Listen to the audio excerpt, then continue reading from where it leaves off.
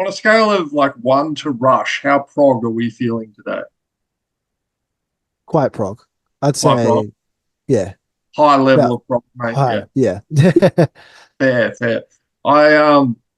I have spent today. I started this morning when I was doing my cardio, and I've literally knocked out your entire discography from start to Oh, wow. finish. And first impressions, gosh, I wish you had more bass in your music. Secondly, wow, instrumental prog rock. You guys must be beating off the girls with a fucking stick. Sorry.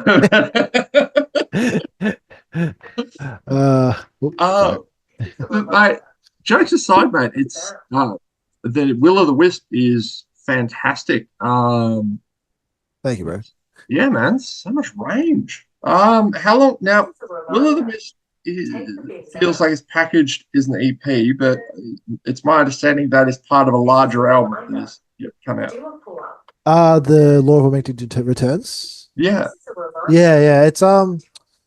It's eight tracks, I think, but they're quite dense and quite substantial tracks in themselves. I think we got two 7 minutes or one 7 minute song, three 6 minute songs, and yeah, it's like one that's 2.5 minutes. But yeah, I guess it's the prog extraordinaire, pretty standard, getting over 5 minutes is the goal, I guess, for every song. But it's about to and say try two to and a half minutes. That's your version of grindcore, isn't it? yeah, pretty much, yeah. But yeah, it's just pretty much a full package, even though it's only what 8 songs. It's still, well, to us, it feels like a full album, a full journey, at least. Yeah. Feel like there is and I've noticed this pretty much whenever I interview.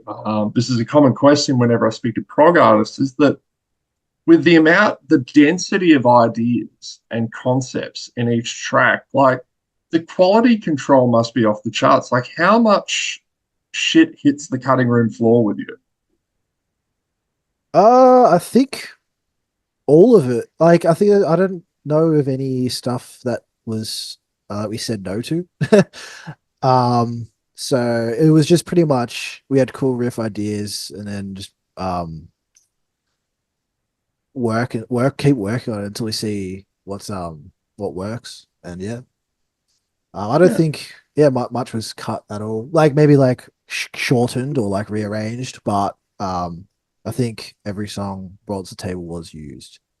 I'll tell you, this album, man. The vocals are subtle. You can't even hear them. I bet. I bet you're regretting paying to get all that money to get Adele on the EP just for no one to be able to hear it. Yeah.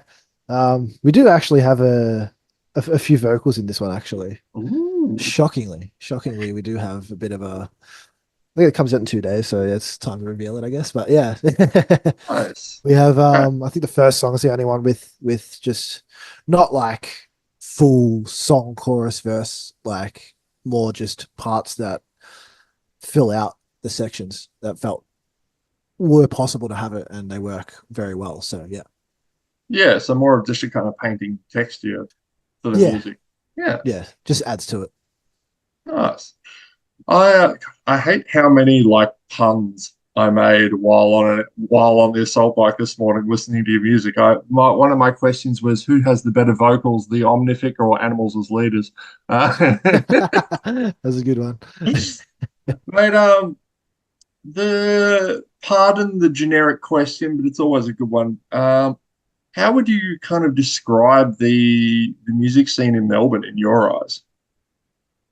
Oh, I love the music scene in Melbourne. It's pretty um vibey.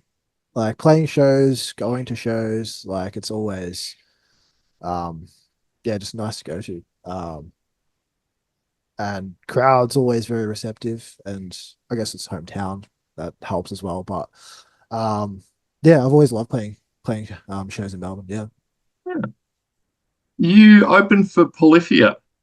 Yeah. Uh, uh, they're I feel like they're a divisive band. On the one hand, they seem to be roaringly successful in what they're doing, but my God, you even mention that name in like a group like Gent Shitposting, and all hell will break loose.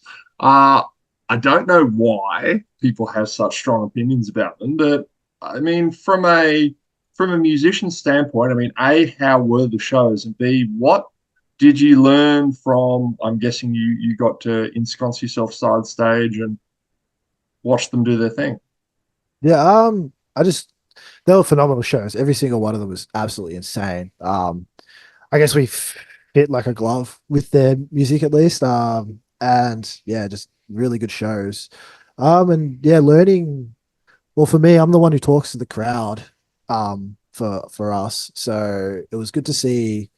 I think Scott does the talking now. It used to be Clay, but he now it's Scott. He just made the show, like from, the playing's phenomenal. So, if you thought just to play a show, like to play all the notes right, that's the 8 out of 10. But for me, a 10 out of 10 is if you can make the crowd, have the greatest time of their lives while, you're nailing up there. And yeah, they did that phenomenally. And just the vibe they created on stage and made the crowd so just intense and happy just from instrumental music is really what I took away from it. Just to be more energetic, I guess, and ridiculous, but also in its own controlled ridiculousness. Yeah.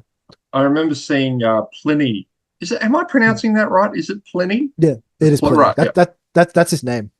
Excellent. Pliny. Rad. Well, Yeah. awesome. A plus Like for his me. like his actual name. I saw him at the Monolith Festival playing a guitar that looked like it costs more than my car. And I remember noting that during one of his, just like non-stop noodling, his incredibly technical parts, he walked over to his other guitarist and they appeared to have a staring contest. And it was like whoever looks down at their fretboard first loses.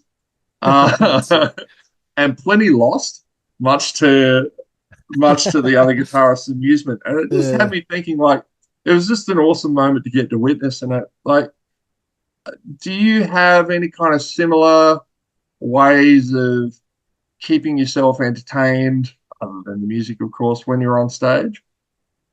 Um, yeah, of course. Like vibing with Matt and Toby alone, and um, don't have anything. Oh, I guess we do have sort of stage specific stuff where I like dance and stuff, but yeah, just vibing mostly just with Matt and Toby and with the crowd as well, trying to egg them on just by staring at them all doing some weird shit. But yeah. Now, you're doing your first ever European festival run. Is that right? Yes. Yeah. Yeah. What have people told you to expect? Oh, I don't think anyone's told me to expect anything specifically, but from my own, I guess, expectations be like this, like just huge stages, I guess. But no, I think it'll be our second festival because we've done, I think, Big Sound, and then we did ages ago. This was in Brisbane. It was Dead of Winter, Mhm. a very long time ago. But yeah, this would be our first time back doing festivals since probably 20, well, since last year technically. Um, but yeah, just very keen to play those, well, massive, extremely massive, especially Brutal Assault and Radar and Arctangent. So um don't know what to expect like in the background running wise, but just to see a lot of bands play it all in the same place would be fucking sick. You at Arctangent, I imagine, is going to be a pig in shit scenario. Oh, is it? That's an outdoor one, I think, isn't it? Arctangent, I'm not sure, but I mean, just in terms of, the crowd it gathers and Mm, bands that play it, like, oof. yeah, yeah.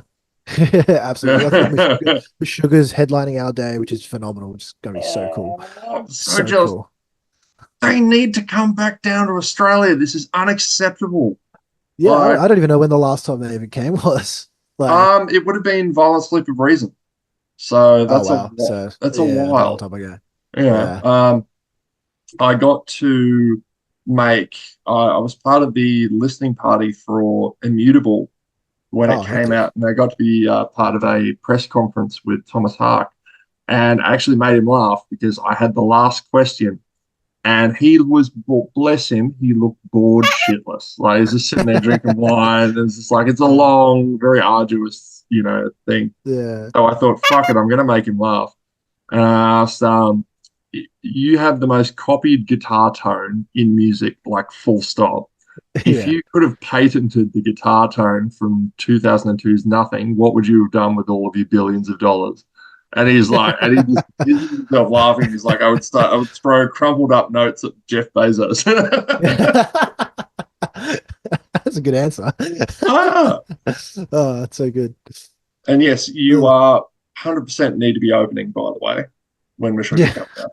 Hopefully that'll be hectic. So cool. That'll be so cool. I mean, again, bargain basement question, but drummers, who are Hmm. some of the ones that you vibe with the most, or who have had the most impact on you? Um, Blake Richardson from Between the Buried and Me, if you know Between the Buried and Me, I know the phenomenal name. drummer. Yeah, his paradiddle work and everything that he does, the way he writes his stuff, um, very, I guess, similar to how I uh, like structure my writing. Just using paradiddles to match what Matt and Toby do, and he's pretty much number one for me. Yeah. Other than that, probably, yeah, I don't know actually. But mostly, I guess Chris Turner and how good he is, just naturally. Um, just powerful hitter, and Troy Wright as well, powerful hitter as well.